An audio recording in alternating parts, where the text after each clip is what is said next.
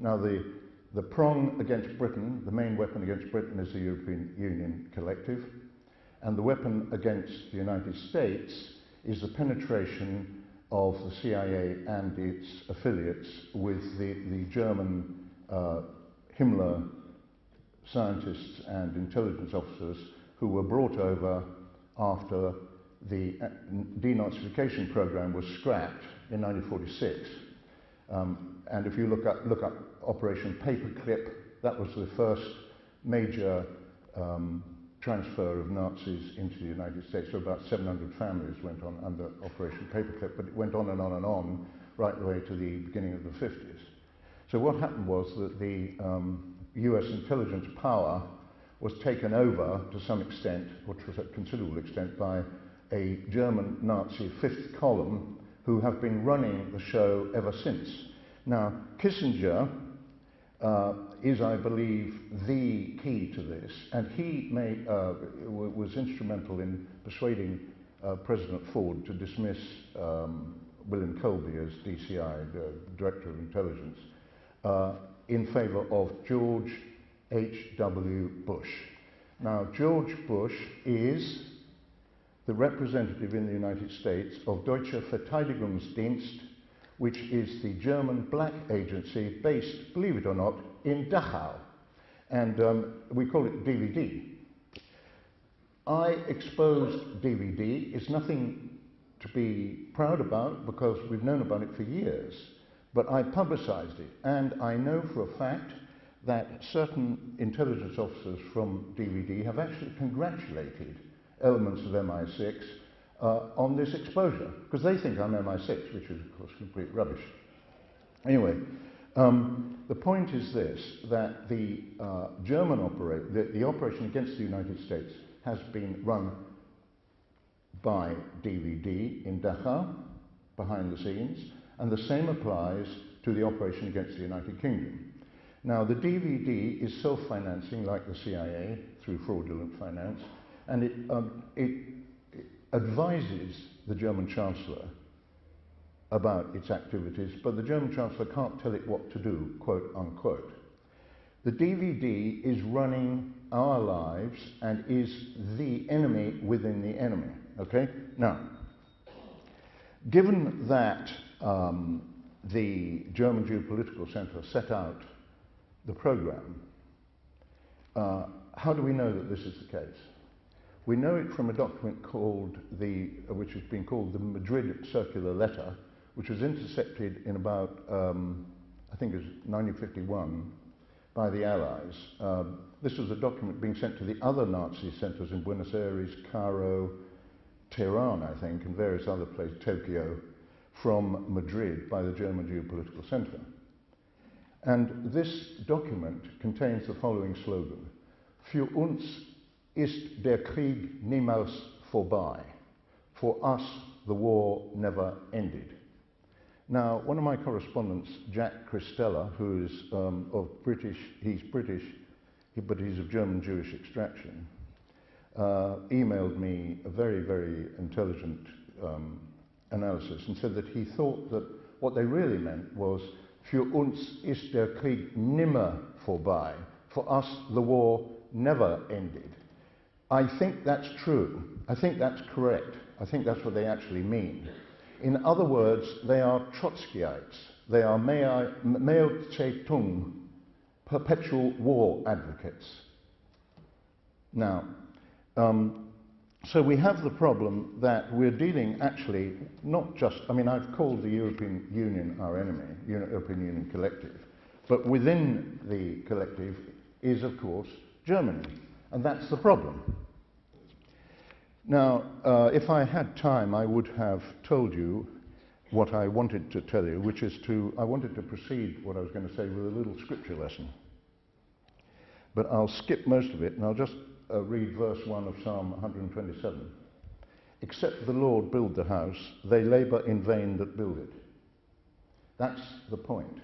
Where is the Lord to be seen in this structure? It is totally a-spiritual.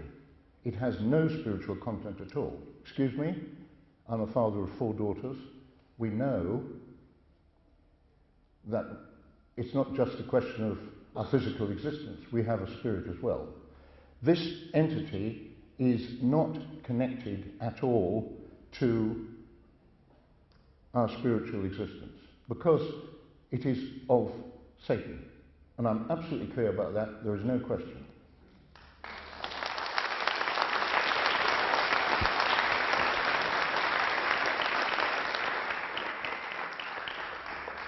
Psalm 53, verse 1, the fool hath said in his heart, there is no God. Now the point here is, who is the author of lies and confusion? What is the European Union collective but confusion? The successive treaties, which are run every 3 or 4 years, are just updated versions, but if you look at them very carefully, and I know this because I worked with Bill Cash in 1992 against the Maastricht Treaty. At the beginning, sort of paragraph 48, little 1, subsection C, you'll see one statement, and then way down 40 pages later, you've got that contradicted. That is the Soviet technique. That was exactly what happened under the Soviet Constitution. Rights are given, rights are taken away, and so on and so forth. It's the same. And there is an absolute parallel, because if you walk into the European Parliament, which I had privilege to do because I had a friend who is no longer an MEP, but I was there several times. If you walk in there, you can see you are walking into the Supreme Soviet. It's the same design. All they have to do is to remove the blue stars, or the yellow stars on the blue background, and substitute the hammer and sickle. Now, on the corruption point, you will be aware that the accounts of the European Commission have been specifically disapproved by the EU's own Court of Auditors for the past 14 years running. Okay? So this means that the last time that the European Commission had accounts which could be relied upon, quote unquote, was 15 years ago. Now, I've been running my own private company since 1963. If I produce false accounts, excuse me, I think something very serious happens to me. I'll probably get debarred and I may go to jail. These people have been producing false accounts for the last 14 years and no one is paying any attention. I want to draw your attention to the following reality. In order to correct this matter, they have to go back 15 years and they have to look at every single transaction that took place 14 years ago. They have to identify the fraud or anything that was irregular. They have to have that corrected, however that can be done. They have to have the perpetrators reported to law enforcement, and the law enforcement has to proceed with the appropriate measures. That has to happen 14 years ago. Then when they've corrected the 14th year, they go to the 13th year, and so on and so forth, right the way up to the present. Is that going to happen? No way, Jose, it's never going to happen. Okay? That's obvious. Therefore, the European Commission is a criminal enterprise.